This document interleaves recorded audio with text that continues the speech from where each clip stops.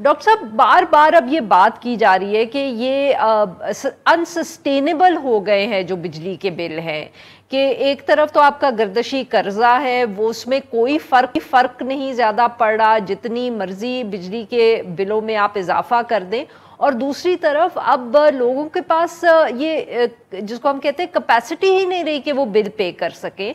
अगर ये एहसास हो गया है तो सर फिर भी IMF के हुकाम हो या पाकिस्तानी हुकूमत हर दफे उनकी डिस्कशन इसी सिर्फ एक बिल बढ़ाने पर ही क्यों होती है?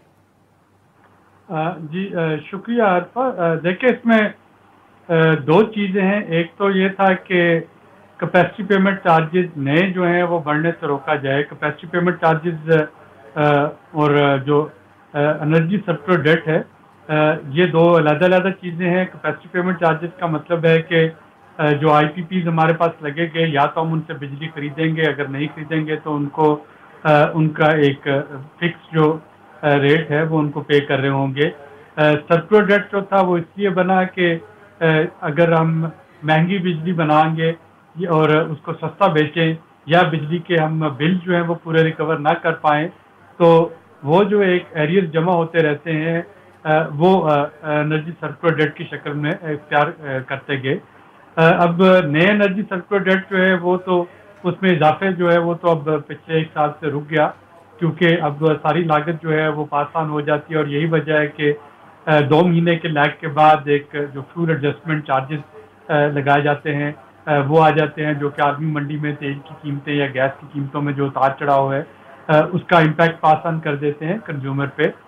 लेकिन कैपेसिटी पेमेंट चार्जेस जो है वो अब एक अफरीक का शक्ल अख्तियार करते जा रहे हैं क्योंकि जो बिजली महंगी होगी वो तमाम कंज्यूमर जो कि अफोर्ड कर पा रहे थे वो उस बिजली के बिल पे करना अब वो आप ग्रिड सोल्यूशन की तरफ जा रहे हैं। वो अपने सोलर पैनल लगाना शुरू हो गए हैं और अगर वो सोलर पैनल पे जाते हैं वो ग्रिड से बिजली नहीं लेते तो इसका मतलब है कि आपके capacity payment charges. Sir doctor साहब ये बताइएगा कि ये बहुत हुकूमत सोलर पैनल्स की बात कर रही है बट सर कितना रेशियो होगा जो लोग अभी भी जो लोग सोलर पैनल्स लगा रहे हैं और हुकूमत की ग्रिड से बाहर जा रहे हैं वो I mean what numbers are we talking about? हुकूमत बार बार इसका जिक्र करती है।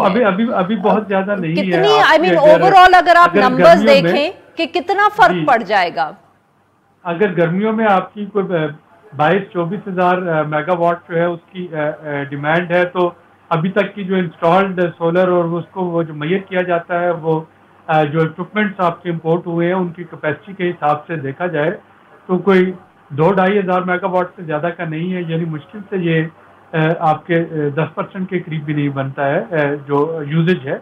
लेकिन इसमें मज़ीद इजाफा हो रहा है और जो इस वक्त पावर डिवीजन को असल परेशानी है वो ये है कि जो इंपोर्ट हो चुके हैं सारे अप्लायंसेज अगर उनकी कैपेसिटी को भी देखा जाए तो वो एक और आपका 3 से 4 हज़ार मेगावाट का उसमें इजाफा जो है वो मुतवक्के है अगर वो लग जाते हैं।